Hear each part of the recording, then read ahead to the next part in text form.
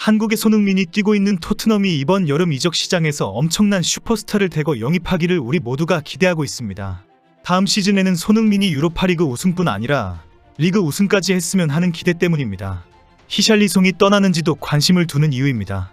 일각에서 토트넘이 이번 여름 이적 기간에 엄청난 움직임과 발표를 할 것이라는 전망까지 나오고 있습니다. 그러나 현재 유럽 클럽들의 영입 경쟁에서 토트넘은 한참 뒤처져 있습니다. 최근 연일 속보로 쏟아지고 있는 다른 클럽들의 영입 전쟁에서 토트넘의 이름을 찾아보기가 어려울 정도입니다. 오늘은 최근 매일 속보로 올라오는 프리미어리그 이적 상황판의 뜨거운 현장을 정리해보았습니다. 다른 클럽들의 치열한 움직임이 전쟁 저리 가라 할 정도이지만 토트넘은 끼어들 엄두를 내지 못하고 있습니다. 특히 이번 여름 이적 시장은 유로 2024와 코파 아메리카의 영향을 받을 수밖에 없습니다. 영국 매체 토크스포츠는 2024년 여름 이적 시장은 역대 가장 바쁜 시기가 될 것이며 엄청난 자금이 투자될 것이라고 예측했습니다. 지난 겨울에는 리그의 재정적 규정 때문에 많은 클럽들이 이적에 투자하지 못했습니다. 토트넘이 베르너와 드라구신, 베리바를 영입하면서 주목을 받았을 정도입니다. 그러나 최근 여름이 다가오면서 유럽 클럽들이 수익 및 지속 가능성 규칙을 변경하기로 합의했습니다. 지난해 여름 프리미어리그는 20억 파운드, 약 3조 5,300억 원을 영입에 투자했습니다. 오는 여름에는 이보다 더 많은 현금이 뿌려질 것으로 전망되고 있습니다. 모든 클럽들이 탐을 내는 슈퍼스타들은 이적료와 연봉 협상에서 기록을 세울 것으로 예상합니다. 프리미어리그의 이적 시장은 오는 6월 14일 0부터 시작되는 것으로 확정되었습니다. 8월 30일 오후 11시에 모든 거래가 종료될 예정입니다.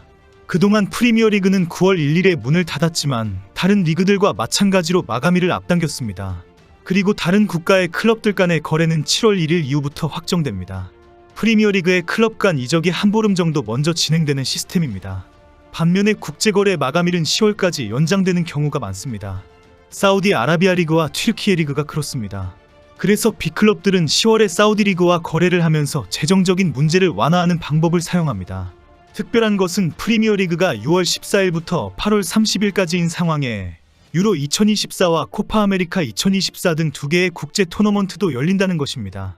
이 대회가 이적 시장 기간을 축소하거나 연장하는 등의 영향은 미치지 않지만 통상 이적과 영입이 이 기간 동안 대부분 완전히 중지된다는 것입니다. 두 대회가 7월 14일에 끝이 나지만 모든 영입 작업은 대회 시작 전에 마무리가 되어야 합니다.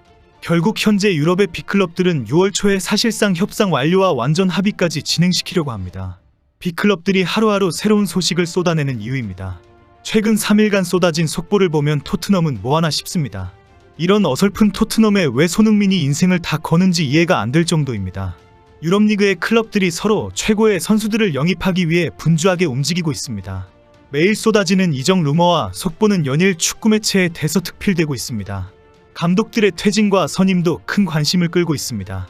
리버풀 클롭 감독의 퇴진과 슬롯 감독의 선임부터 미네네 투엘 감독과 콤파니 감독의 교체는 시작에 불과합니다. 오늘은 레스터시티의 엔조 마레스카가 첼시의 차기 감독으로 5년 계약서에 공식적으로 사인했다는 소식이 올라왔습니다. 레스터는 방출 위약금으로 1,000만 파운드를 받은 것으로 알려졌습니다.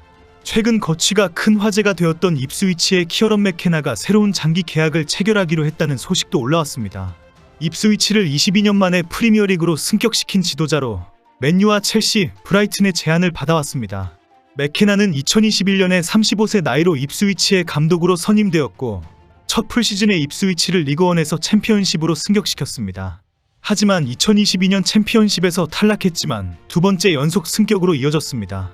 그리고 이번 시즌 프리미어리그로 승격하는 엄청난 능력을 보여주었습니다. 맨유는 테나하 감독의 후임으로 맥케나를 적극 접촉하면서 유력한 차기 맨유 감독으로 보도되었습니다. 이런 상황에 입스위치의 구단주 에드 슈웨츠와 마크 애쉬튼 대표가 미국에서 영국까지 날아가 맥케나를 만나면서 상황이 급반전했습니다. 맥케나가 입스위치에 머무르기로 하면서 맨유는 이제 차기 감독을 놓고 심각한 고민에 빠졌다고 합니다. 오늘은 맨시티의 펩 과르디올라 감독에 대한 속보가 큰 관심을 끌었습니다. 일각에서 펩 감독이 다음 시즌을 마치고 맨시티를 떠나기로 했다는 뉴스가 올라오면서 맨시티 구단이 반응했다는 것입니다. 맨시티 구단은 오늘 펩 감독에게 오는 크리스마스까지 미래에 대한 결정을 확실히 미리 통보해주기를 요청했다고 합니다. 결정권은 펩 감독에게 있기 때문에 구단은 심각한 고민과 결정을 할 시간이 필요하다는 것입니다. 오늘도 선수들에 대한 이적 속보는 상당히 많이 쏟아졌습니다. 최근 한국에서 충격, 손흥민의 새로운 조력자가 될 수 있다라며 소개된 샤흐타르 도네츠크의 미드필더 조르지 수다코프에 대한 뉴스가 큰 화제가 되었습니다. 미국 CBS 스포츠의 벤 제이콥스 기자가 샤흐타르는 만 21세의 수다코프를 팔기를 원한다. 이들은 유로 2024가 수다코프의 가치를 높여주기를 원한다. 샤흐타르는 7천만 유로, 약 1035억 원을 원한다라고 전하면서 토트넘이 관심을 가지고 있다고 주장했습니다. 그러나 오늘 영국에서는 우크라이나 대표팀 동료인 첼시의 윙어 미하일로 무드리크를 언급하면서 함께 뛰는 것이 꿈이라고 말했다는 사실이 알려졌습니다. 첼시 외에도 리버풀과 맨시티가 6천만 파운드를 지불할 의사가 있다면서 적극적이라도 전했습니다. 엄청난 이적료가 언급되면서 토트넘의 이름은 어느 매체에서도 언급되지 않았습니다. 토트넘이 관심을 가지고 있다고 알려진 라이프치히의 스트라이커 벤자민 세스코는 결국 아스널을 행선지로 선택할 것이라고 영국 매체 미러지는 전망했습니다.